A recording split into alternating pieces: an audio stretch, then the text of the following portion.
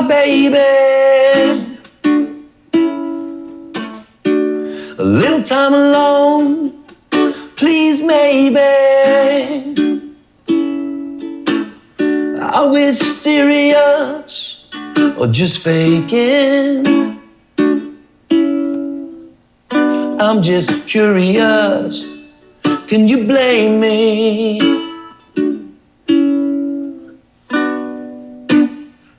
I wanna blow your mind. Well, I wanna blow your mind. It's the new. Wow, nice. Thanks, Nick. No worries. It's gorgeous. Welcome. Thank you. Stoked to be here. Yes, well, you are my first musician in the circle, so you're representing your industry, being a trendsetter here. Stoked, like it, I like it. So I always like to say how we know each other because, you know, everybody's got to be in my circle, man. Yeah. And I think we met I've known of you for about 15 years because I saw and was a fan and used to watch your performances. And then I think we officially met and became friends about, 7 or 8 years ago when you joined 133, a fun local music project with my ex-husband, Clay Berryhill. Yep, that was awesome, super fun. Lots of fun musicians in there, and I definitely want to talk more about 133, but first, let me start by introducing you to our audience as the role you're probably most known for, which is the founder and lead singer of the California reggae band Common Sense. Yep. Woohoo! That's what I do, staying one step ahead of success all these years. So give us a hint. Take us back. How did Common Sense start? How long have you been around? How did that come about? Well, it started as I've always loved reggae since I was a child. My parents were hippies. My dad introduced me to Bob Marley since I was about 8 or 7, you know. And I always followed the reggae trends for some reason. I always just had an affinity for reggae. So when I started my first band, I was kind of an undercover singer. I played football in Laguna Beach High School. No one really knew I sang, and I kind of was embarrassed about it. And so I started taking choir and all that kind of stuff. So I knew I always wanted to be a singer in a band. So when I got to college, my first assignment for myself was to find musicians to start a reggae band. You know, and I was in the practice rooms. I heard someone playing No Woman, No Cry in the other practice room. So I immediately went over and like, you know what reggae? He's like, well, kind of. I know this song. I'm like, well, anyway, you're in. Well, and you were a music major, right? I was a music major, It wasn't too hard to find musicians around there. Yeah, because I was friends with all the musicians, but they were mostly classical musicians in that place. So I ended up, all the guys in my band, none of them were music majors. Only the guy I saw in the practice room was a music minor. But he ended up becoming a psychiatrist later. You know. But we started a band at UCSB in 1986. I got accepted there in 85, so I went to junior college for like a year and a half, and I got accepted to UCSB, then started that band up there, and immediately had a lot of success just in the local areas. Just like everywhere we went, we'd be packed. So I thought, well, this is what I'm going to do for the rest of my life. And it was just too easy. And kept going. We played together for about 7 years, and then I had to like slowly get new guys because everyone, like one guy's a doctor, Mark Taub, and him is a doctor that him and I started the Common Sense together, and he's the chief of staff, you know, Saddleback, I think, or Mission Viejo, one of the big hospitals out here now. Yeah. So I got all musician players, and well, not everybody stayed a musician their whole life, right? But no, not everybody does. But you guys made a huge impact. I mean, in your day, you guys played all of the big festivals. You played Farm Aid and the California Sunsplash and the Warped Tour, and so give me some stories. What was it like to be on those mega festivals? I think the first big thing that we ever did was the Farm Aid. We were playing at the Belly Up, and at this point it was like 1990, and we're doing really well around California, and the western states even is selling out everywhere we go at the time. And I met Willie Nelson's daughter, Paula Nelson, and his really good friend and ex-wife, Connie Nelson. And so they introduced our music to Willie, and Willie invited us on a Farm Aid, and he came out and jammed with us. And like back then we're thinking, okay, well, we have our resume now because Neil Young was there, you know, John Mellencamp, Arlo Guthrie, just every giant name that's on Farm Aid, Willie Nelson, and, you know, Bon Jovi.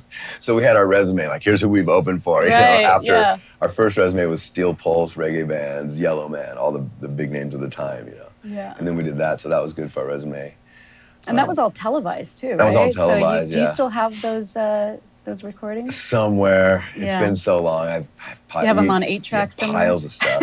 I have to look through so much stuff, but I'm sure it's still there. But that was great, you know, getting to hang out with Willie Nelson, and you know, he's a little ahead of his time in the legalization of he sure marijuana. has been, yeah. He appreciated me that way. Being the reggae guy in the band, in the group. Yeah. Well, that's awesome. So, you know, I know that a lot of the stuff you cover, because reggae is so kind of based in the Jamaican roots and Bob Marley's. So what percentage of your songs are actually songs that you've written or newer songs, and what part of it is cover songs? Everything that we've recorded, except for 2 songs out of 7 albums, are originals. Oh, wow. So we covered Sexual Healing by Marvin Gaye, and we covered Watchtower. We covered the Jimi Hendrix version by Bob Dylan, you know. Okay. So we made it into reggae songs. And they're both very successful for us. And they're still right now, our number 1 song is Never Give Up, and our number, it goes between Sexual Healing, Watchtower, and a couple of our songs, Baby Girl. So it always stays the top 5 right now. So we're trying to expand out and get more people exposed to all of our other material that we do, which does pretty well. We have a new album out called I'm in the Mood, and it's coming back to my roots of playing reggae, kind of like all the California bands are doing these days. They're playing a lot of reggae. And, you know, Sublime came out probably a year or 2 after Common Sense, and we would see them at some of our shows early on. Same with, we would always see Slightly Stupid at our shows, and we'd always see Pepper at our shows. We just opened for Pepper, and they're like, hey, long time. Oh, you know? that's so cool. It's crazy to see all the success that the California reggae surf kind of bands are having right now. Yeah. I'm proud that we were, you know, on the forefront of it, but it would be nice to get more involved with it. Well, and reggae is a music genre that has just transcended time. It seems to never be getting old. I can listen to reggae all the time and not get tired of it. Yeah. Is that why do you think people keep coming out for it? Because it's just that really feel good stuff that you can't get enough of. Yeah, I think so. And you know, they have a lot of political topics, and the corporations that were the music labels and all that would tell new artists. When we got signed by Virgin Records, they would tell us, you know, can't you play more pop music? Why do you got to play reggae? Reggae's never gonna make it. Reggae's never gonna be big. And I'd be like, well, I don't understand. You know, I understand now why they said it, because at that time, music was trying to put people to sleep instead of wake them up to social issues. You know, and so one good thing about reggae being big is that more social issues will be, you know, talked about or brought up. And Absolutely, yeah. At a time when a lot of people are looking for outlets to talk about what's on their mind. Yeah, exactly. When the government's trying to divide everybody, it's kind of a come together. I like that. Yeah. Yeah. So in 1996, you guys were signed by Virgin Records. Yeah, we got signed by Virgin Records in '96, and then we were dropped by '98. We got dropped. They dropped Shaggy at the same time, you know, and then he went on to do really well after that. But Virgin did only heavy metal after that. They got rid of all the reggae artists. They thought that's the genre that was going to grow. Yeah, they did. And now there's no such thing as Virgin Records.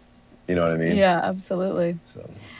You did a solo album in 2009 titled Nick I, Happy Ending. Yeah, it was definitely. So tell us a little bit about the inspiration for that album, and where did Nick I come from? Nick I came from, I did an ad in a surfing magazine in '87 because I was a professional skimboarder, and so they wanted me to do an ad.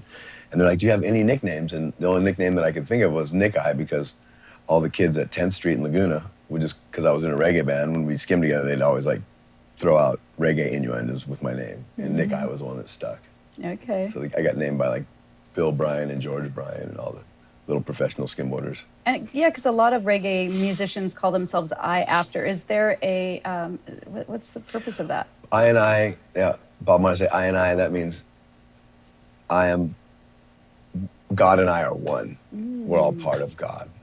So I think that's kind of, and that's how I understand it. Yeah. It's a Rastafarian thing, but it's also just a Christian thing, because Rastafarians believe in the Bible. They just think that Haile Selassie was the next coming of Jesus. Oh. Which in a way, I mean, if you read the Bible, it's basically we're all God's children, according to that. So I believe that. It's universal. Yeah. Yeah. Sounds good to me. Yeah, whatever someone believes is what is the truth. Because. So what does happy ending mean?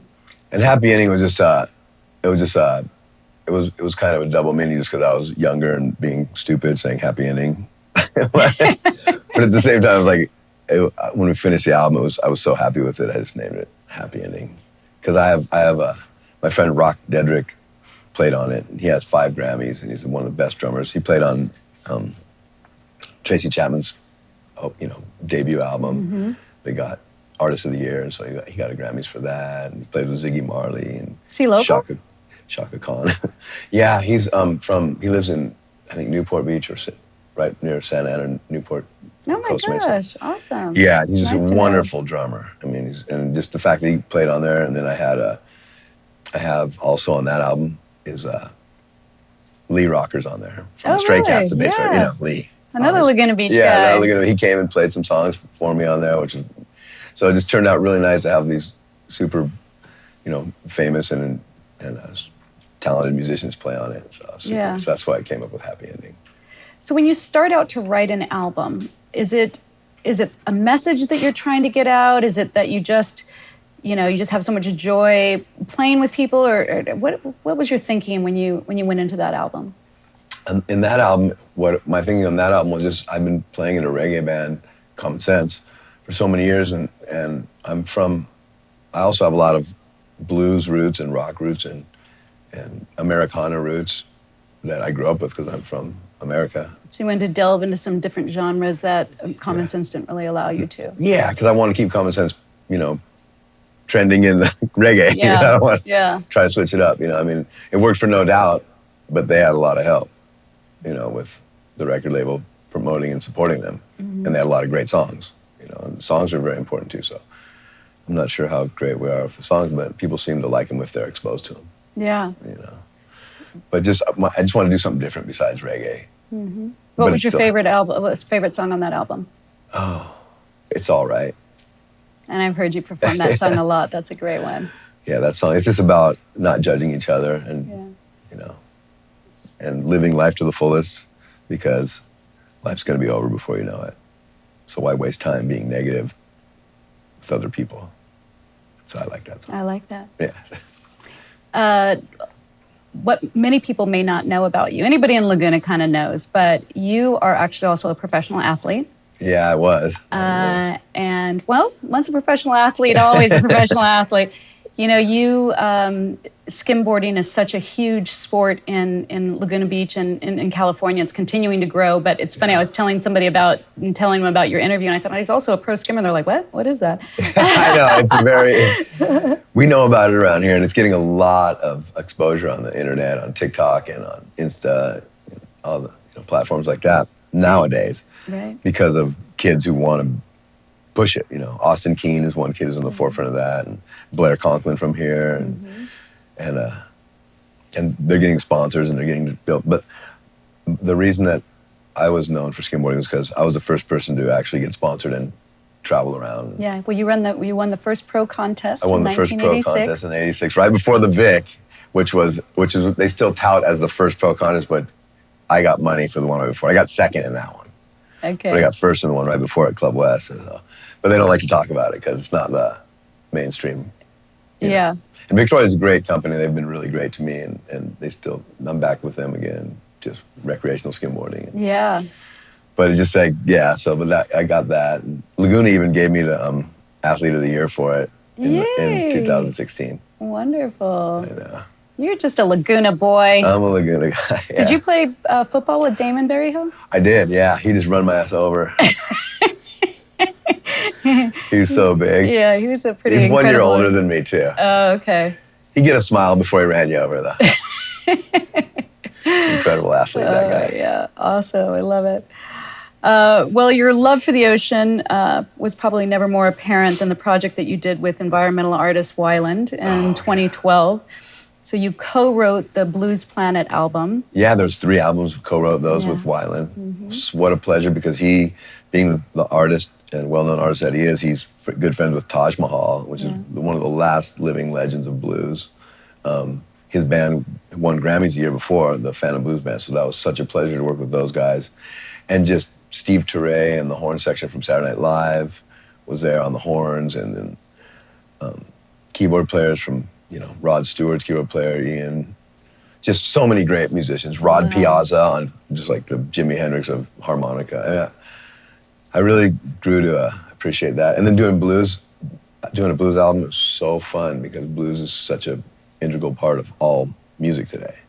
So it's just great getting back to the roots of music, which is blues for what I do anyway. Yeah. So how did the idea of that whole project come together? Weiland wanted to when the Gulf. It came about because spill, of right? the oil spill in the Gulf, Yeah. the big one that they had with British Petroleum or whatever, those guys. If you don't have something nice to say, don't say it. And so he was inspired to try to, he went there to clean up and he, choking to death on the stuff. He was telling me all the stories. We went out there and saw some of the damage and, and then walking through the streets afterwards because Katrina came about after that. So then there was that and all the damage from Katrina. That was another inspirational thing that helped us write all this. And just all the plastic in the ocean and shark finning and just so many things. The industrial fish complex is just killing everything. With no one ever brings it up. We've all seen Seaspiracy probably by now. And, Yeah, that's a bummer. Yeah. So what was it like working with Weiland? He's fun to work with. He knows a lot of people. He's very intense, and he gets kind of gnarly. Not with me, but like with some people, So, but it was great working with him. He was great. He let us do our thing. The only thing that he really one thing he did during the production was he was the producer, so he just kept us getting stuff done. He said, "That's good enough. Stop getting inside your own heads." Sounds great, Wow. It was good to have a non-musician be a part of it. Yeah. Because musicians get in their own heads and try to make it, and before you know it, you ruin. Well, it's good to know that there are people that exist that can have an artist brain and a business brain all in the same brain, right? That's him. Wow, that's awesome. Yeah, he's good at Well, that. okay, so he's on my list. He's on my bucket list. I need you to help me yeah, get I'll help Weiland you. on the show. I will, he'll do it. Yeah, Are you kidding? I think he will. I've met Weiland a couple times. I had an opportunity to work with his group on a project years ago, but what a cool guy. I'm sure he'll do it for you. Okay, Put it great. that way. You heard it, Weiland. We're Why you coming gotta do for this? you. All right, well, I want to get into some of the other stuff because you have so much stuff, but we do this little thing called Big Questions, and I think transitioning out of the work that you did for the Blues Planet is a nice segue. So give me an idea of your daily routine. What are some of the consistent habits you have?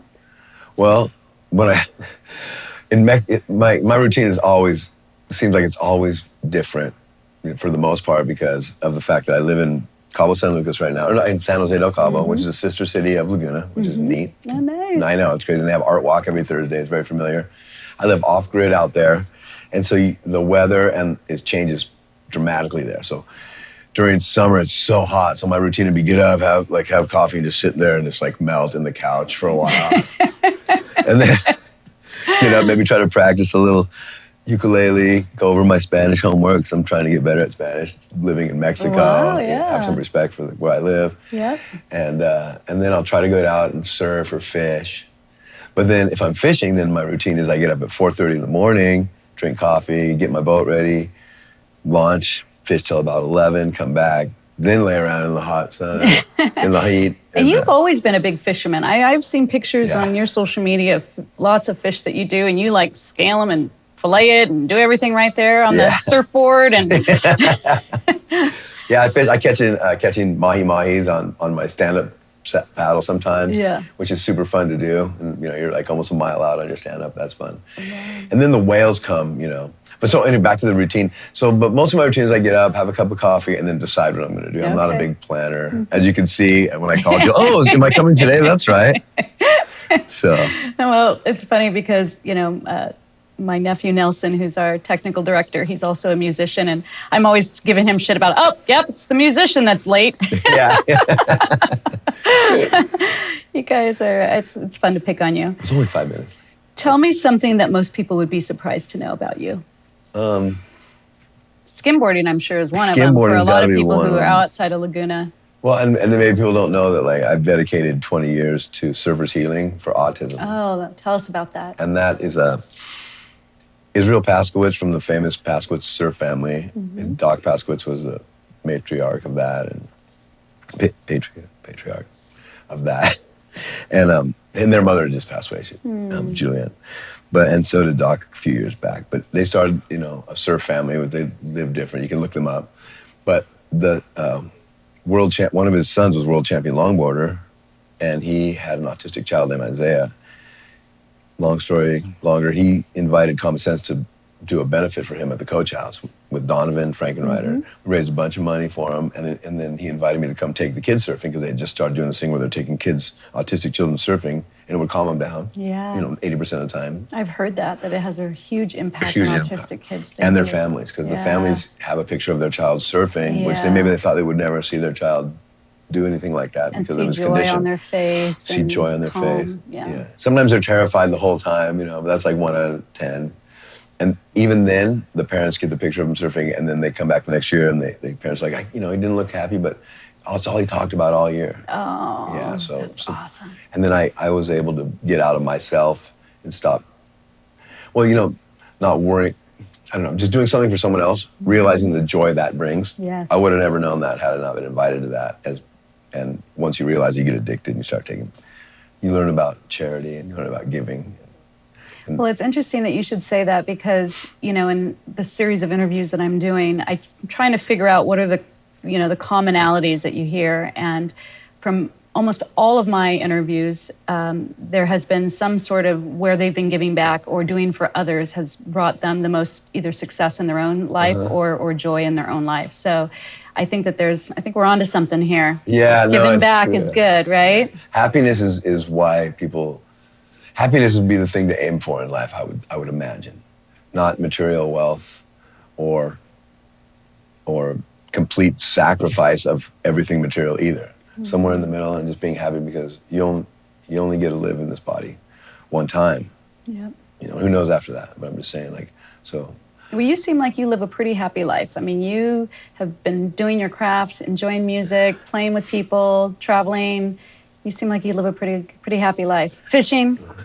I feel very, very fortunate that I've gotten to live the way I do, but I still worry, we've Common Sense, we've never had a big hit or anything. Sure, we've influenced a lot of people, but it'd be nice to get just some sort of recognition, but just from my own self. I don't need anyone else's recognition, but I'd like to feel accomplished in what I do. And I always have hope and I always have a dream for that and I always keep working towards writing music that I can make money from and will also be uplifting and not just to make money, but also to send a message that's, uniquely my message. It's not right or wrong, it's just my message. And I'm for happiness and I'm for compassion and trying not to judge each other all the time, which is so hard. Because it's super fun to gossip. Well, I've only heard you ever talk nice about people, but... if I don't like someone, I'll talk.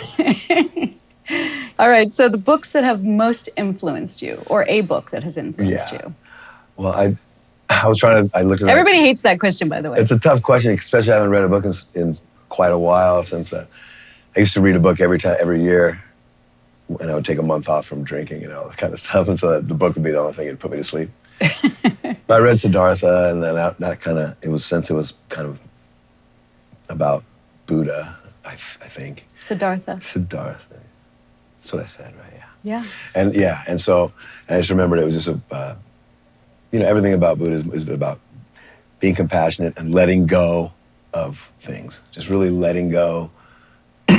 Letting go is a very hard thing to do in many cases. Mm-hmm. Letting go of worry, letting go of material wants, not necessarily the stuff you already have, but material wants. And so it affected me pretty.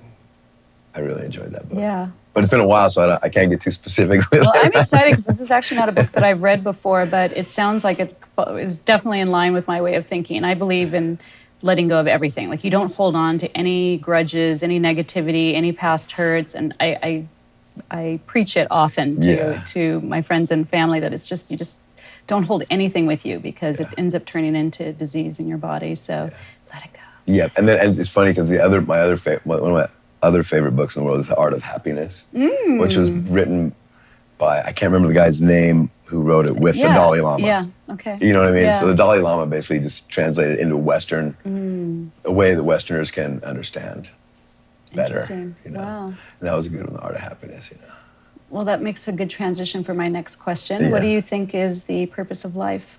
What are we here for? You know, I think, I don't know. I mean, I have no idea really. No? Other than to spread happiness and love would be the only thing that I can think of. You know, to be happy and to be loving and to become self-actualized so that you can purely do all those things. I love that. You know, but if you get halfway there, I think yin and yang kind of represents that too. You know, and I also like, I was raised in Christianity, so Jesus is in my heart. But the way I see Christianity is not that, it's not judging other people for their beliefs spiritually. I don't think that just read between the lines kind of stuff when you think about Christianity. It's like anything that seems like it might not be right probably isn't, and probably got changed somehow. So I have Jesus in my heart, but I also, you know, I think Buddhism is incredible. It's a philosophy. It doesn't go against, it's not a religion. So it's hard to explain, but. Yeah, I get it. Well, you did a good job. Yeah. I know we talked about the condition of the oceans and environmental issues that our world is facing. Do you think that's our biggest concern, or what do you think is the biggest issue that's facing our world? Well, environmentally, I think plastics and a lot of distractions that are put on us by the media keeps our minds away from trying to fix things that are the real problems. So I think the media is just kind of trying to divide everybody, and so we can't get anything done. We can't even get an infrastructure going on in America because both sides are so divided. And that's there's no, infrastructures aren't right or left. It's like a sewer. You need that. You need bridges. So I think bringing everyone together in the United States to not be mad at each other's opinions, accept each other's opinions, vote like adults, and see what happens. You know, or at least act like adults. Boy, you've got some really high goals there. Yeah, it's not going to happen. So tell me something that you used to believe, but you don't anymore. Oh, man. Yeah, that's a tough question, too. Used to believe the media really wanted to tell the truth? No, I never believed that. You I was never raised by believed it? hippies. I was raised by hippies. I was always told that what you see on TV is a lie. And, you know, I don't... We'll let you go on that one. Yeah. Well, no, I'll tell you what. I used to believe that I knew that answer to that question. And now I don't believe I know the answer to that question anymore. Good one, good one. Okay, and then tell me about a goal that you've yet to reach. Is it that hit song? Well, you know, it could be a hit song. It could just be making enough money from my music to support the modest lifestyle that I want to live until I die. It could be, you know, I would love to have more placement in movies with my music because I think that's super neat. You know, I've had a couple, but that were 97, 98, kind of, we had some stuff, so it's been almost 20 years.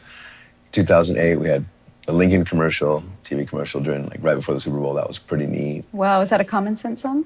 Yeah. Yeah. It's called Let It Roll. And in 2003 or 4, I did a commercial for them with Place in the Sun, a song by ours for Ford. We were very fortunate to meet this guy named Tom Grill from Ford Motor Company. And the way Ford Motor Company embraced music was really neat, especially at that time.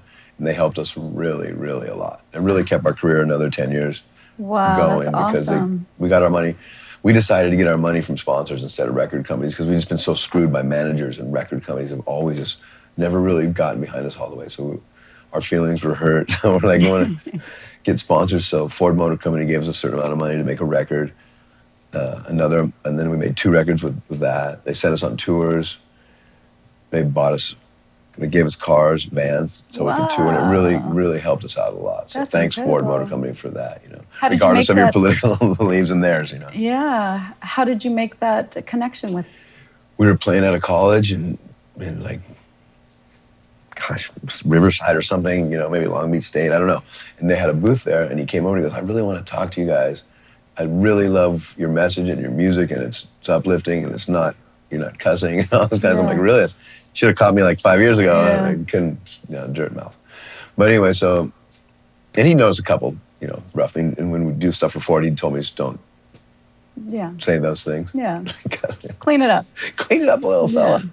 So that was they helped us a lot. So I really appreciate it. So you, in addition to the work that you did with Chrysler and Ford, you also had music featured in the movie Kingpin. Yep, with Woody Harrelson and Dennis Quaid, and in Speed 2 with Sandra Bullock and William Dafoe. Yeah, that was fun. Yeah, how did that come about?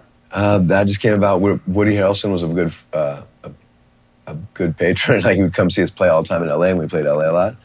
We became friends, and then I became friends with the Farrelly brothers, who did Dumb and Dumber. Mm-hmm. And they liked our music. He came up to me one night, and he's like, I make movies, and I'd like to put one of your songs in there, and I really appreciate how you're super sweet to the fans and this and that. And I'm like, oh, thanks. What movie? He's like, have you ever heard of Dumb and Dumber? I'm like, yeah.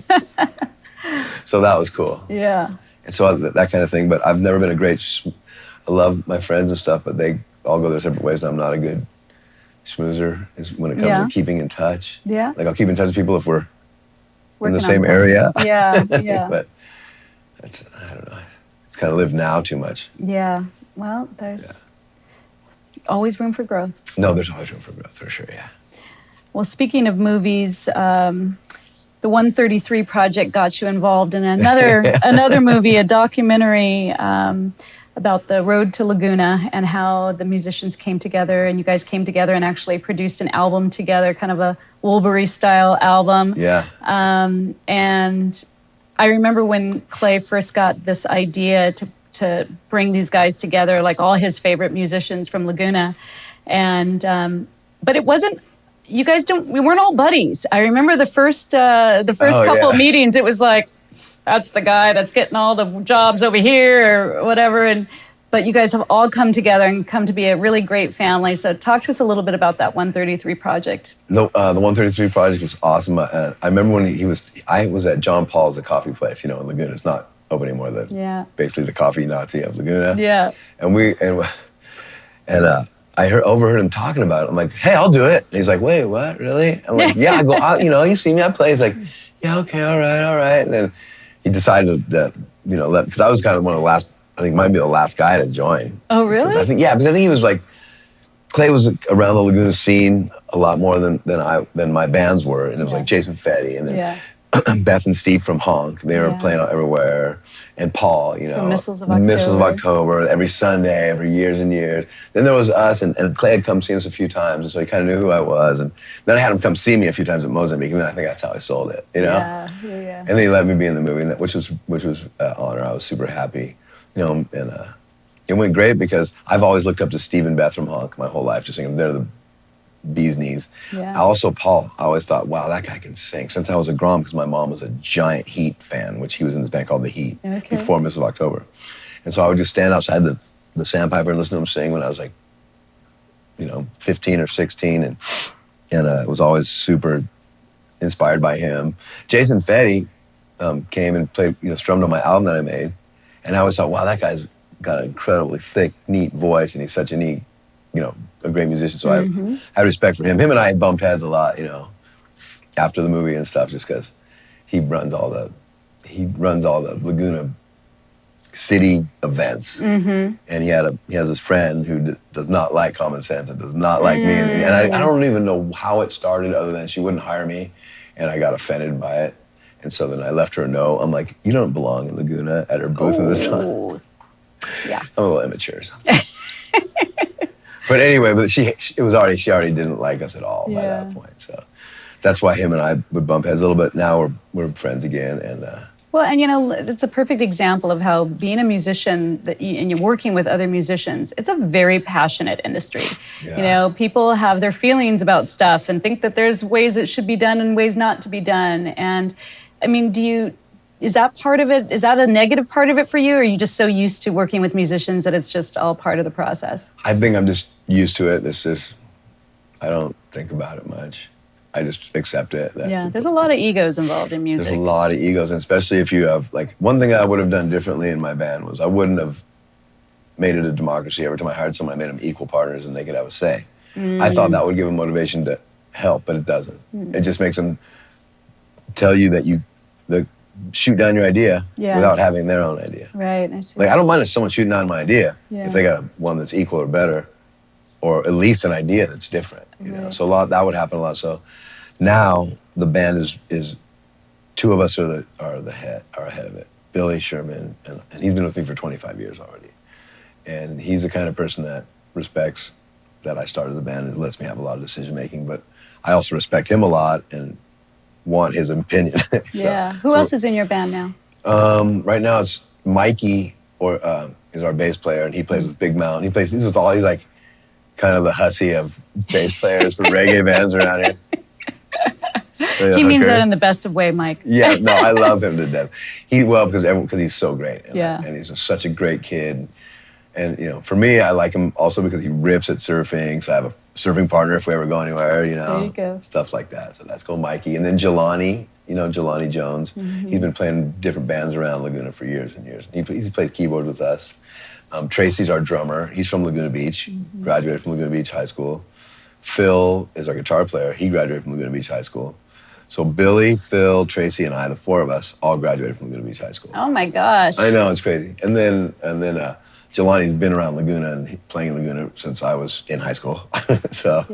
And then who I just told you about, Mikey, is from San Juan. Okay. So we're basically all Orange County people. South Orange County. We're all South Orange County guys. Coastal kids. It's super neat, yeah. So what can we expect from Common Sense next? Well, I'm working on. I have a few songs ready to go, but I'm working on just writing a whole nother album.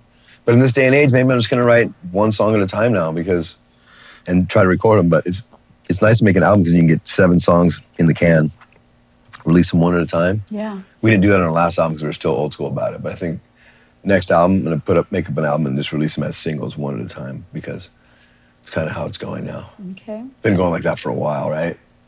Yeah, but it's hard when you're old and used to a certain way, Yeah. And albums are neat, they are neat, and I know you have a lot of fans waiting for them. People still make albums, right? Groms. We think they do. We think they do. Yeah, I think. And where can we catch you playing? Well, you probably won't, by the time this is up, you won't see it, but we play it. Just keep an eye on the Coach House in Orange County. We play that in this area. The Belly Up in San Diego in North County. We do that a lot. We've been playing we're playing a place called Sea Salt this Saturday. We're doing the Catalina Wine Mixer this Saturday. Yay! Yeah. And then as Nick, I play at Mozambique in Laguna. Yeah. A lot. I'm playing the 17th of September. I don't know if this will be out then, but if not, you can always look on their website. I'll be playing there at least once a month at Mozambique as Nick not an ADD. My band's called ADD. Yeah. And then Common Sense will be playing. It's random right now because we just do one-offs everywhere. We're not on any tours or anything right now, but I want to put our new album, or make some new songs, get some singles out, and just keep plugging along and see what happens. And someday maybe we'll tour again or not, But I'm never going to quit doing music. That's all I want to do. Yeah, I don't see that happening anytime soon. Is there a website or a link or somewhere we can find you? Yeah, our new website is commonsensereggaeband.com. Okay. So it's commonsensereggaeband.com. We were Common Sense Band, but someone hacked our site, and now we can't get that. We can't get our old domain back, and you can't get it because we already own it, so we can't rebuy it. And I don't know how. And we looked at it. Someone just doesn't like us. Craziness. It's probably the team from the guy Common because he hasn't stopped messing with us since we sued him for he was Common Sense the rapper. Oh. Now he's Common the rapper, but his team and his record label, they always just mess with us. Wow. And cause really a lot of confusion, which is illegal because we own the trademark, obviously. Yeah. But what can I do? It's just keep on making music, man. The internet's still a wild west. You can still get reamed on there, and you can't do anything about it. Well, we're so looking forward to seeing what you have coming down the pike. Thank you so much for joining us today, Nick. It was my pleasure. Thank you very much. And one last thing was also our YouTube channel is Common Sense. Oh, awesome. Yeah, and we're Common Sense OC on Insta. So it's common_sense_OC. And we'll make sure that all of those links are up on the webpage. Oh, perfect. So Okay, Delphine thank Circle, you. so everybody can find the information there. Well, awesome. Thank you so much for having me. That was super thanks for fun. coming up from Cabo, man. No worries. People just want a life that make you smile for a little while. Like a job you love, you can be proud of, and a nice lifestyle. Coming home every day, unafraid to be yourself. To someone that really cares, who is aware of how I feel. And I wanna be this way for you. In this life, in this life, in this life, this life, in this la la la la life. I remember in a time you was looking fine. Girl, you blow my mind. That was in the day, things are different then. Now I'm kinda changed. I go take you with me, girl, to my place. We can stay the night. Make your coffee in the morning when the sun is shining bright. And I wanna be this way for you. In this life, in this life, in this life, in this life, in this la la la life. And I wanna spend some time with you. In this life, in this life, in this life, in this life, in this la la la life. In this life, in this life, in this life, in this life, in this la la la life. In this life, in this la la la la la life. In this life, in this la la la la la la la la la life. Thank you for listening to this episode of Delphine Circle. If you enjoyed the episode, please check out our last two. And remember to like, comment, and subscribe. I'm Delphine. Welcome to my circle.